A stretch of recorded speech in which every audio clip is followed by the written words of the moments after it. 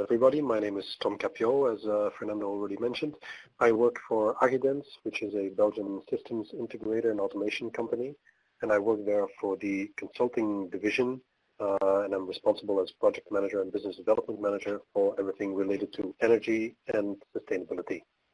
If you want to have more information about me, you can find me on LinkedIn, but I will not go into my personal resume any further because we have a lot of ground to cover today as well.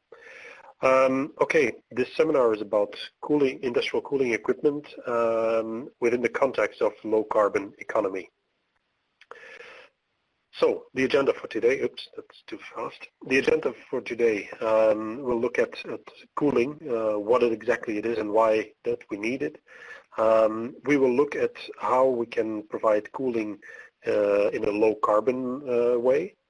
We will look at how we can go about in selecting and optimizing cooling systems for industrial or non-residential applications. And we'll take a look as well at how renewable energy can play a part in cooling systems. And we'll look at some case studies as well along the way. So let's get started. For starters, what is cooling and why do we need it? I have made up a 4 categories of cooling needs. First one is space cooling, where the goal is basically to maintain a certain level of comfort for the occupants or for quality controlled storage products. We're thinking about offices, we're thinking about hospitals, manufacturing halls, supermarkets, things like that. And in general, of course, there can be variations, but in general, we're talking target temperatures anywhere between 18 and 25 degrees centigrade. And usually there is an acceptable variance of what people expect of up to 5 degrees. Now, obviously, if you have a target temperature of 25 degrees, you could raise it by another 5, you'd end up in 30. It's not exactly the most comfortable place to work for an office, but it's not like you're going to die from it as well. So there's definitely variation and possibility there. Second type of cooling need is the one for product cooling, where the goal is basically to maintain the temperature so that we can guarantee the optimal product quality. Basically, we're thinking about cold storage of food and beverages, of medicines, of chemicals, and so on, whereby, for instance, for food, we have either target temperatures between -2 degrees centigrade and +4 degrees centigrade for fresh foods, or as low as between -40 and -18 in case of frozen foods. Obviously, there can be, again, certain applications where there's a different range. These are the most common ones that we will run into. The variance that is acceptable in situations like this can be also quite different. In some cases, if we're talking about frozen foods, obviously, there is definitely several degrees of variance possible. However, things like fresh fruits, certain fruits are so sensitive to temperature that really the acceptable variance in a cold store is as little as 0.5 degree centigrade. So everything there needs to be looked at in terms of the specific use, the specific application that you need. Typically, when we're talking about product cooling, we're talking about large volumes, large warehouses. So that's product cooling. The next type of cooling or cooling need is process cooling. And here the goal is basically to remove heat from a production process or a product. Again, we're thinking food and beverages, chemicals, pharmaceuticals, those type of industries, but could even be in metal industry. Basically, most industrial processes have some form of process cooling. And the target temperatures and acceptable variance is clearly very dependent on the process or the product that is being produced at the time. An important thing to remember here is that time may be also an important issue. And what I mean by that is the time that you have to cool a product or a process may be very crucial. If we take, for instance, food products, for food safety regulations, the time between a hot food product is produced and that it is cooled down for storage either at temperatures around zero or as a frozen product, the time to cool the product is very important. If it takes too long, there is a big chance that bacteria will grow and that the product will become unsafe to eat. So that's one example of an application where it's not just about the temperature, but the timing is also very important. In many cases, in process cooling, you also may find yourself in a situation where you need to have redundancy, that you need to have a backup system in order to be able to finish a certain production process without any dangerous situations. So you may need to have a secondary backup system to provide cold or like ice storage or backup generators and things like that. So far for process cooling. And then we have another one which is called commercial cooling, which is in a way it's similar to the product cooling. The goal is to maintain temperature for optimal product quality.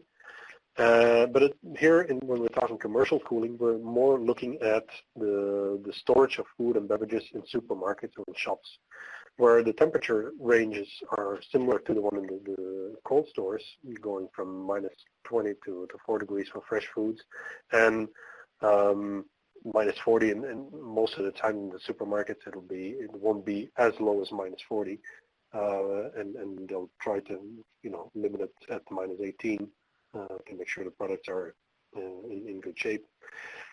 But one of the very specific issues in commercial cooling is that you often see that there are open displays, which make it easy for people to grab the products and put them in their shopping cart.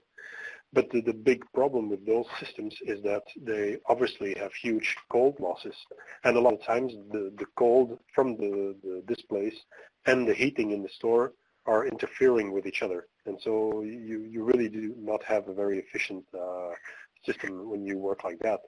So what a lot of supermarkets are doing these days is that they're putting doors or covers on their cold displays, and that saves them at least 25% on the cooling costs. And an important one to think about as well in supermarkets, for instance, is that you try to concentrate all the cooling areas in one part of the store so that you don't have this interference effect throughout the entire store. So that's, as far as we're concerned, the type of needs that we have in cooling. The question then is, since this is a webinar about low carbon economy, how can we provide cooling in a way that is least detrimental to the environment? How can we provide low carbon cooling? Well, it's as with most things related to energy consumption, the first step is to look at how to avoid the energy consumption in the first place.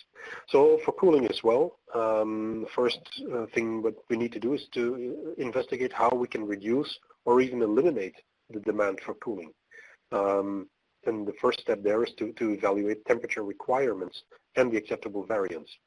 A lot of times what we see is that there's a certain requirement, and that in order to meet this requirement, the design is taking into account a lot of margin just to be sure that the requirement is always met at all times.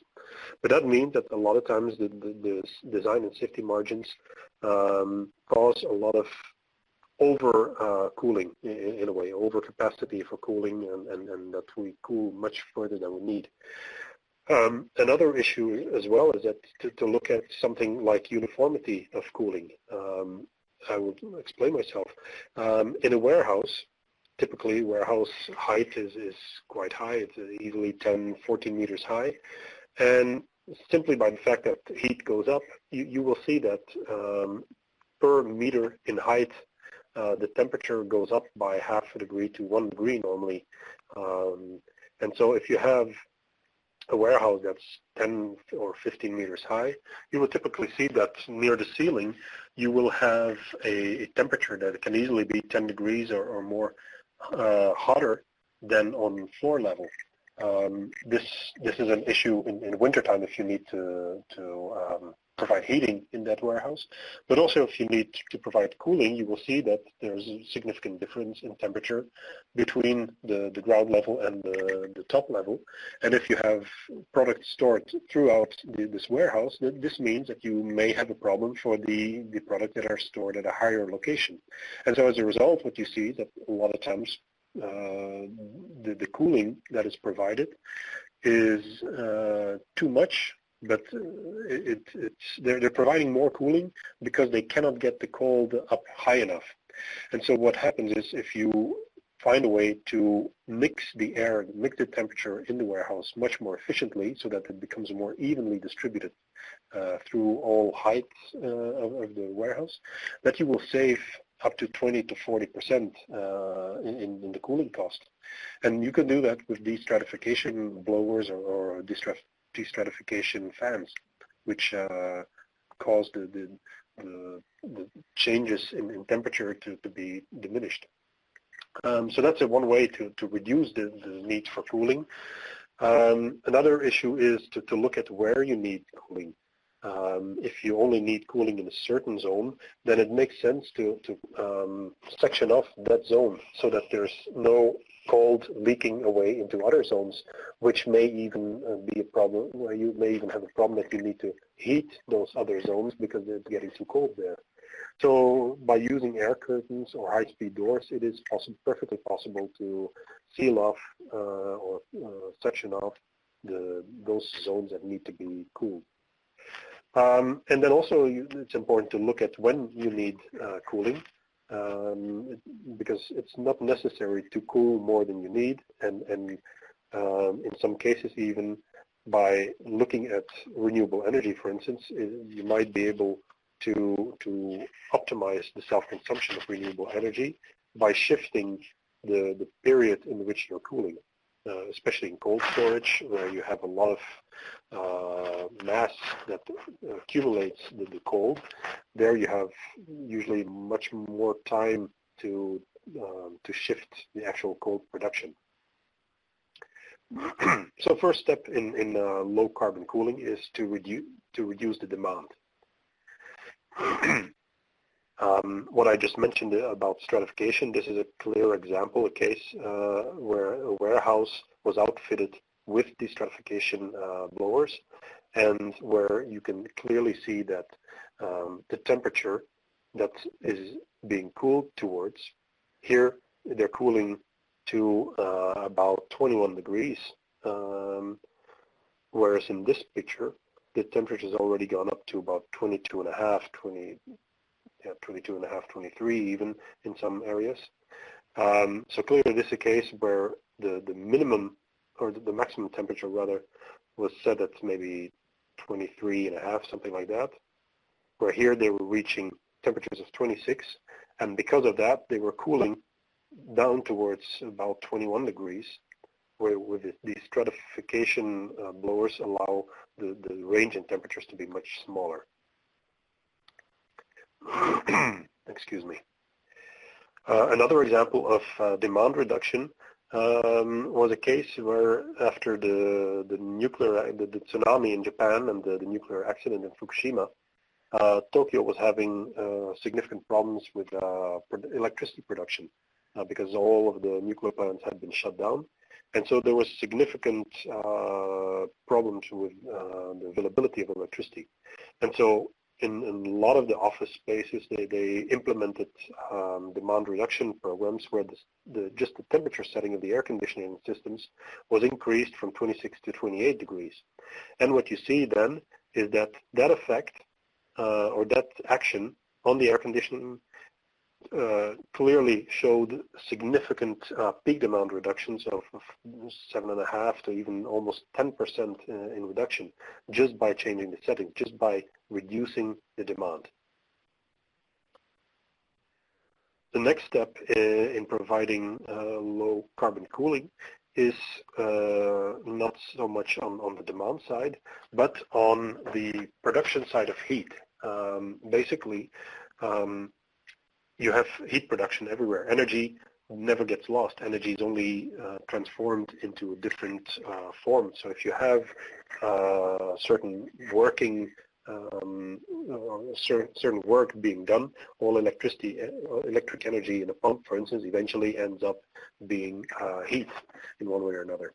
So if we look at where heat production is existing, first of all, outside, if we go outside, there's ambient temperature, which in the summer can be quite hot, and you have sunlight, which can heat up buildings and so on. So by providing insulation and putting sunscreens before windows, etc., we are able to keep out a lot of this heat production from outside and keep it from entering the work area or the location to be cooled. An example is when you install blinds in front of a window on the outside, you can save up to 90% or you can reduce the heat load by up to 90%. If you put them on the inside of the window, then that effect is much less. You'll probably only reduce it by about 10%. If we look at the inside of a building or a warehouse or production hall or whatever, we see that heat is being produced by electric motors, by servers in the computer room, by heating processes, by lighting. And if we can reduce these different consumptions from these different systems, we obviously reduce the production of heat. And on the other hand, what's important is also that we try to recuperate the produced heat for heating needs, and so that we transfer the heat to a location where it is helpful rather than just cooling it away and dispersing it into the air. Some cases regarding the reduction of heat production. A very beautiful example, quite an amazing example, is a relighting project in a cold store, a freezer warehouse, where today they had 400 watt HID light fixtures, and those were on 24 hours a day, 7 days a week, for the simple reason that in those temperatures at minus 30, minus 40 degrees, those lights, you cannot turn them off, because if you do, then it'll take 20 to 30 minutes before you have light again when you turn them on. And since these warehouses were being operated 24/7, they needed the light all the time. Well, for that warehouse, we looked at relighting the fixtures, and by removing the HID lamps or light fixtures and replacing them with motion detection LED-based systems, we were able not only to reduce the load of the fixture from 400 watts plus the ballast brings it to close to 500 watts. We could bring that down to 150 with LED. And because of the motion detection, we also saved an enormous amount of lighting hours. And so what we saw is that the pure electrical use of the lighting was reduced by more than 90%. In this specific case, actually, it was 97, which is quite amazing already by itself. But since you then had a cooling installation, which had to cool the warehouse and which we had to cool away the heat from the lighting, we could actually take that savings of 97% and divide it by the COP of the cooling installation and get another 45 to 48.5% reduction on the cool load. So that was quite amazing. We saw there we had a payback of less than 2 years, thankfully, because of the specifics of the cold storage environment. And another similar case was where we outfitted warehouse stacker cranes, the cranes that go put the pallets in the high rack or the high bay racks. These cranes, when they come down, they used to just break the energy away, which turned the energy into heat. Today, those cranes are outfitted with motion drives which can recuperate the energy. And we see there also that we can save up to 30% of the crane's energy, which in turn reduces the cooling load again. So basically, there's a lot of potential in reducing heat production and even recuperating it for other purposes. And then the next step in low carbon cooling is to actually start providing cooling to the processes or to the environments. We've reduced demand, we've reduced heat production, and now we do need to provide cooling. And so there, the most important step is to try and take full advantage of natural cooling sources. We need to look at total system efficiency and not just towards the individual components. Basically, it's important to realize that energy consumption is determined by the most part, I would say by 80%, already in design phase. In design phase, you basically determine how much energy your installation will consume. Only 20% depends on how the system is operated and maintained. And so it's very important to avoid over-dimensioning of the equipment. And it's important also to select technologies specifically for the intended use, because not every technology makes sense in every application. And what we always try to also convince our customers is that the CAPEX investment decisions should be based not just on the short-term payback and only focusing on the CAPEX. You really need to make a life cycle cost analysis, which includes energy consumption and maintenance costs over a longer period of time. Only then you will be able to make proper investment choices. And once you have made an investment, it's very important that you monitor performance. You monitor performance because, on one hand, the situation in the production environment may change, and the settings that you once had may no longer be the most optimized one for the new setting. You also may see that by monitoring that you have a good way of providing condition monitoring, that you know that if the energy consumption goes up, that maybe it's an indication of some problems that are manifesting themselves. And monitoring basically gives you the opportunity of provide proactive maintenance, basically, preventive maintenance rather. And then, of course, based on the monitoring, you can provide the proper maintenance, preferably preventive, and if, in worst case, reactive. I just mentioned over-dimensioning. One case that we saw was a proposal by a supplier to provide a glycol pump that was going to be used between a buffer and an evaporator on an industrial chiller, which had a constant flow which was well below 0 degrees centigrade, and which was going to be operated 6,000 hours per year. Now, the initial proposal by the supplier was for a 10 kilowatt pump. With the client, we analyzed this proposal, and we specifically went to look at the expected use of this pump. And our analysis showed that basically the 10 kilowatt pump was drastically overdimensioned, and that a 3.8 kilowatt pump would be more than sufficient. And so if you look at the CAPEX effect of this insight, is that, well, we spent some money. We made an investment in doing the engineering and the analysis over again, which you could have expected the supplier to do properly, but they didn't. So yeah, we made about an 800 euro investment in properly analyzing and engineering this solution. We saw that the optimized pump, the 3.8 one, meant that the investment was 300 euros cheaper than the one that had originally been proposed. And so in total, we only had an additional cost of 500 euros. Now, if you look at what the effect of that was, we saw that the electricity consumption of the pump for 6,000 hours meant that you would get the 10 kilowatt minus a 3.8 kilowatt, which we proposed. That load for 6,000 hours meant we would be saving 37 megawatt hours per year. And the heat load from the pump energy, that 37.2 megawatt hours, about 10% of the electricity, of the electric energy is wasted from the motor. It doesn't really go into the heating system. But the pump's energy itself, that is in the end completely transferred to the heat load. And so with the COP of 2.1, which was what that chiller was working at, we had an additional 15.9 megawatt hours of heat load saved.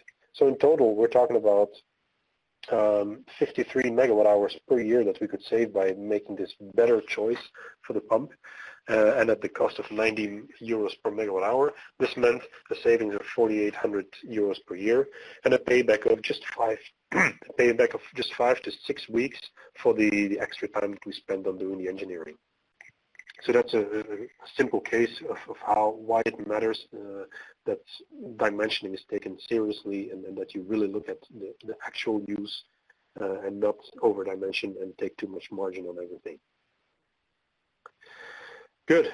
Now we get to the way of looking at choosing or selecting the right technologies for your applications and how to optimize cooling systems. So the first step obviously is to, again, like we mentioned before, is to reduce the cooling need and to reduce the heat production. And then the next step is to analyze whatever remaining cooling need is there, whereby the first question needs to be, what temperature do we need to work at? And is that temperature need constant, or is it variable in demand? You need to look at the full annual demand profile, because obviously cooling in summertime is very different from cooling in wintertime. And so you need to understand how cooling will happen, or how it will be needed throughout the year. And not only within 1 year, but you also need to look at the evolution of short-term and long-term cooling demand, because if you know that you will need more capacity because of company growth or whatever, you may need to take into account that the concept that you go for may need to be upgradable or expandable so that you can provide the necessary capacity later on. The next step then, based on the profile and the understanding that you have gained regarding the expected use, is to select the best suited technology for the remaining cooling demand. That means the technology in terms of what type of cooling. Do you use natural cooling? Do you use evaporation cooling, vapor compression, or absorption? You also need to look at the refrigerant you're going to be using, because that has a legislative impact. There's efficiency issues. There may be safety requirements or safety issues, and the different refrigerants have different ecological impacts. Also on the compressor side, you may need to look at the different types of compressors, rotary, reciprocating, or centrifugal. And you need to look at how the produced cold will be transported throughout your process, through direct expansion, pump system, or via a secondary cooling medium. So the first thing is the technology itself, and there you really want to look at the possibility of using naturally available cooling sources. When we talk about free cooling, we basically look at using low temperature from outside to assist in chilling either water or air. Clearly, the required cooling temperature must be higher than the source temperature, and it works usually by bypassing the existing chiller, or even work without a chiller, which can save up to 75% compared to the traditional way of working with chillers. And some sources of natural cooling energy are, for instance, the nighttime cold. A lot of applications, ventilation is pulling in cold air during the night to basically pre-cool a building or an office by morning when the people arrive. Similar to nighttime cold is the high altitude cold, and the higher up you are, the cooler the air will be. Other sources are bodies of water like a sea or a lake or a river, or the ground via geothermal cold. A secondary method of cooling is using evaporative cooling, and that basically works by cooling the air through the evaporation of water. Here too, it uses about 75% less energy than refrigeration. But important to realize that the performance will be entirely dependent on the temperature difference that you can reach between dry bulb and wet bulb temperature. Dry bulb is basically the temperature that you measure with a regular thermometer, whereas the wet bulb temperature is the temperature you measure when the thermometer has been wrapped with a wet cloth, basically, or wet sock. the fact that it's wet will automatically cool the air, and so you will see a lower temperature, or in the worst case, you will see the same temperature as the dry bulb temperature. And so the limit, of course, for this technology is that you'll never be able to cool to temperatures well below zero, for instance. This is technology that makes sense when you only need to cool to what they call higher temperatures. It's ideal in hot, dry climates. It's much less efficient when you have very humid conditions, simply because in very humid conditions, well, the dry bulb temperature will not be that dry, and so the difference between dry and wet bulb temperature will be very, very small. Important advantage of evaporative cooling is that you don't need any refrigerants, so there's no greenhouse gas impact from using refrigerants. Now, one issue, of course, is that you're going to be using water, and water consumption may be substantial. However, since the savings on electricity are quite significant, depending on how that electricity was produced, you may indirectly be causing a reduction of energy production at a electricity plant where they also use a lot of water. And one example is Google, the internet search engine company. They have built what at that time was the most energy efficient data center in the world. And they built this in Belgium, next to a river, and they're actually using river water to provide this evaporative cooling. And while they do indeed use some water from the river, they have calculated that the savings on water are actually about half of or rather the consumption of water at the data center is only half what the production of the energy for normal operations would have been at the electricity plant. So, it's obviously on site they're using more water, but this displaces that consumption to a different location. And finally, we get to, or not finally, the next one is cooling equipment is probably the one that we see the most in industrial context, and those are the vapor compression refrigeration cycle, which basically you can compare just to your household fridge. Industrial cooling doesn't work that much different. It's basically heat pumps or chillers, which have as most important components an evaporator, a compressor, a condenser, and an expansion valve. You have different setups. You have air-to-air systems, which are usually used for most homes or smaller offices. We have air-to-water, which is most likely not very realistic for very large installations, simply because the airflow rates would become way too high to provide enough cold energy for the water, for cooling the water rather. And then finally you have the water-to-water systems, and those are mostly used in large centralized facilities. All right. Another issue is another type is the vapor absorption refrigeration cycle, which in a way is similar to the compression cycle, but the compressor is replaced by an absorber, which dissolves the refrigerant in a suitable liquid. Most of the time we see ammonia and water or lithium bromide and water. You have a liquid pump which raises the pressure, and you have a generator which, by adding heat, drives off the refrigerant vapor from the high pressure liquid. Now, the problem with vapor absorption systems is that they're not very energy efficient. The COP is only about a fifth compared to the traditional compression cycle, and this has most of it has to do with the fact that you're basically inputting a lot of heat, which is being used to provide the cooling cycle, but afterwards you still need to remove that heat again. So in many ways, the cooling tower load that you are able to achieve, you will need to have about 5 times as much absorption. The absorption load that you manage to achieve, you will need about 5 times as much cooling tower load to then afterwards get rid of the heat again. So as a result of that, you usually see that these installations require quite high CAPEX investments, and therefore they're usually only implemented on very large installations. These tend to be custom built, they have pressure vessels, etc. So quite expensive, complex systems, and because of that, they're usually only applied when you have very large amounts of cheap or waste heat available at high temperatures.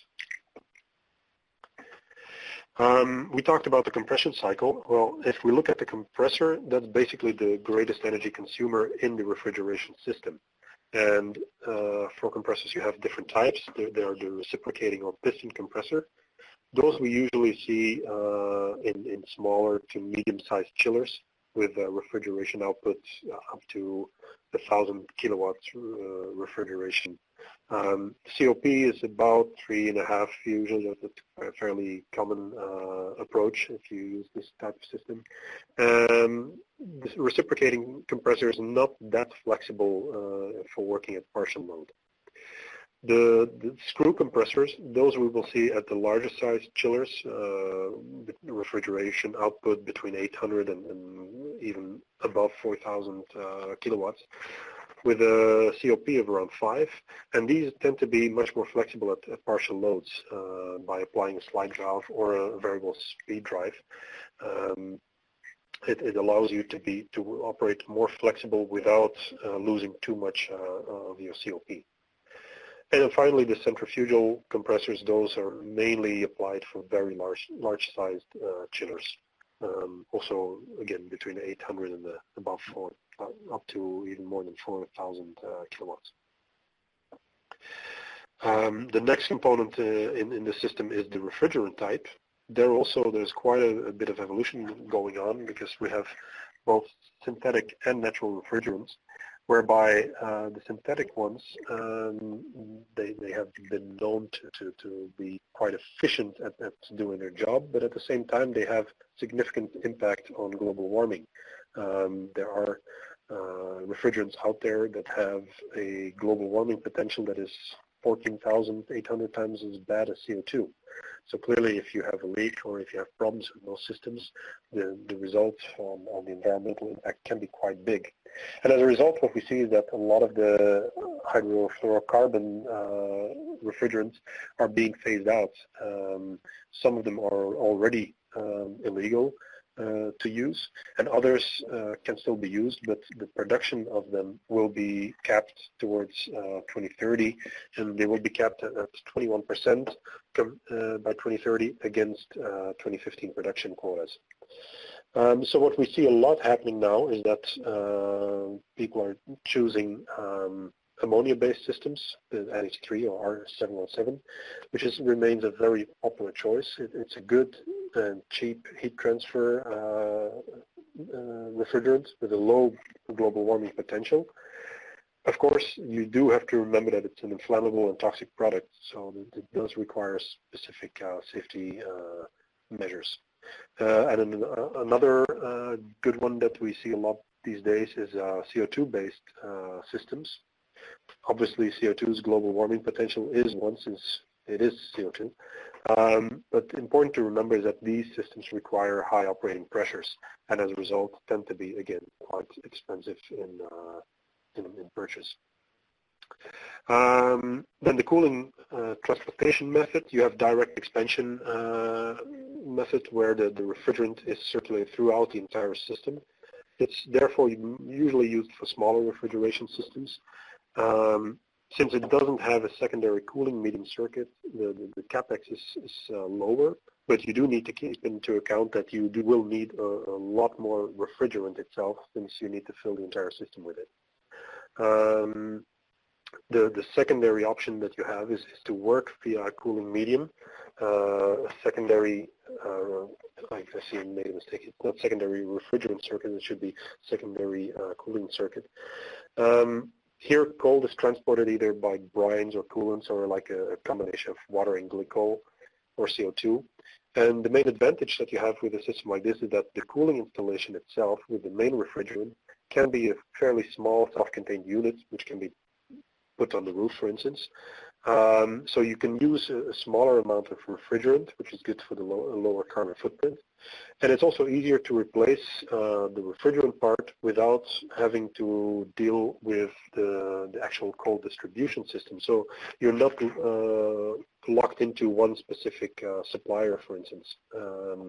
You have more flexibility to adjust the cooling system. And then finally, the pump systems, those we see used a lot in the cold storage applications. They tend to be more efficient than the via cool medium. But of course, the disadvantage is that you do, again, need very large amounts of refrigerant. And if we're talking now, because of the switch from synthetic towards natural refrigerants, clearly if you're going to be filling such large installations all with ammonia, that may cause other issues again for safety. So clearly, again, there we need to look at the specific application, whether or not it makes sense to go this way. The next step in providing low carbon cooling is to optimize the COP of the total concept. And the most important thing you can do there is to keep the delta T, the temperature difference between the evaporator and the condenser, as small as possible. You do this by keeping the evaporator temperature as high as possible by using preferably larger heat exchangers, which of course, again, requires also the larger CAPEX investment. And by keeping the condenser temperature as low as possible. The variable temperature set point in function of the outside temperature is one of the most practical ways of achieving this, so that you avoid the temperature set point of, for instance, 40 degrees in summertime. There's no need to keep that during the wintertime if it's freezing. You can clearly lower the temperature and your COP will be much better at that point.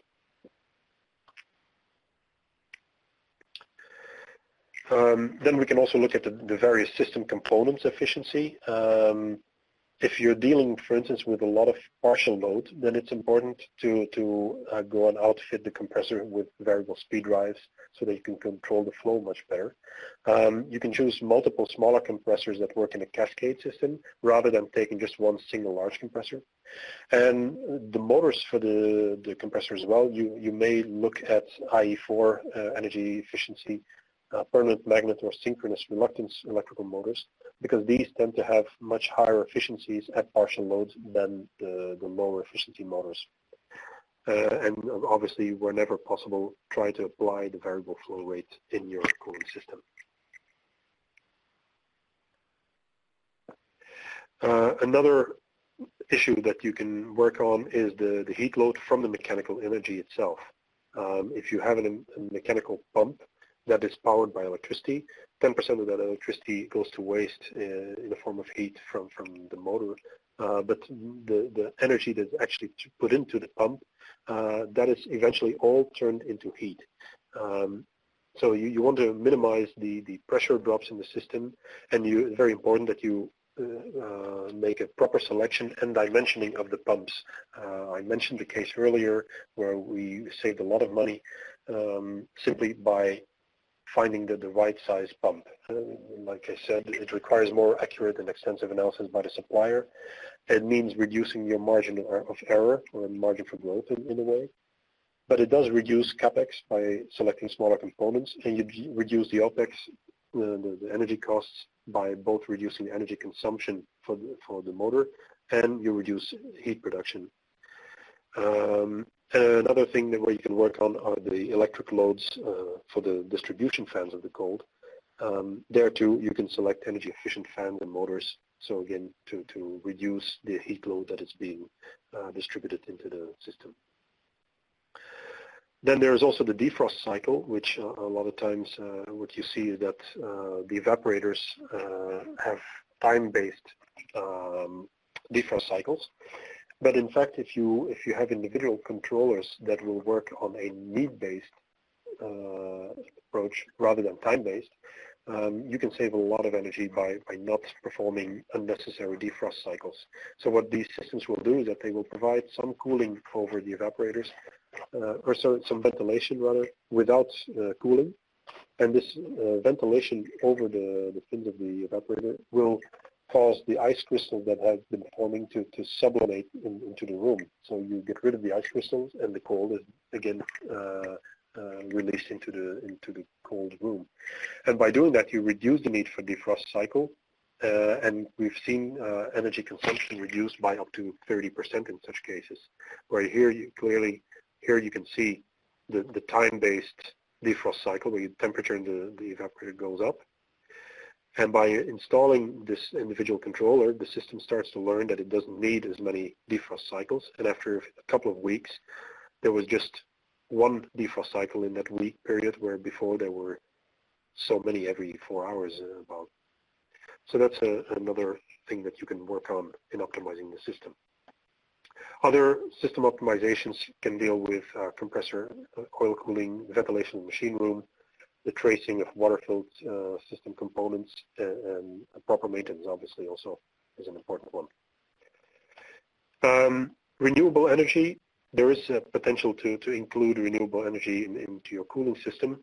Clearly the easiest one is to have a renewable energy contract. If you feel that you want to be able to claim carbon neutral operations, for instance, well, the first thing you can do is get a renewable energy contract. That is one way to recalculate your emissions. Free cooling is another one, where you use the cold from outside air, water, etc. You can also use the high temperature waste heat for absorption cooling. And equally important, you can use the waste heat from your cooling system for other heat purposes, for heating purposes somewhere else in your organization. If you're looking at solar panels, obviously those can produce electricity, but in some cases you could also use them to provide shade and thus reduce the heat load on a building or a tank or something like that. And if we're looking at wind energy, it's an important opportunity is to maximize self-consumption of this wind energy by having flexibility via a buffer, a cold buffer in cold storage, for instance. So those are some ways to incorporate renewable energy. So to conclude, basically, when we're talking about low carbon cooling, the most important is that you optimize the demand side. And so by doing that, you will be able to reduce the cooling need as much as possible. And then it's very important that you select the cooling technologies, the various options, in such a way that they match your current needs, but that you also take into account the future needs you may have. And preferably you build in enough flexibility that you can expand rather than need to over-dimension at this point in time. And finally, my final point, excuse me, is that energy efficiency is a low-risk choice, and the investment may be a little bit higher when you select the most energy-efficient solution, but in the end, the life cycle cost will dramatically be better if you go for energy efficiency. And that's basically my proposal for cooling in a low-carbon economy. And I welcome any questions you may have at this point in time.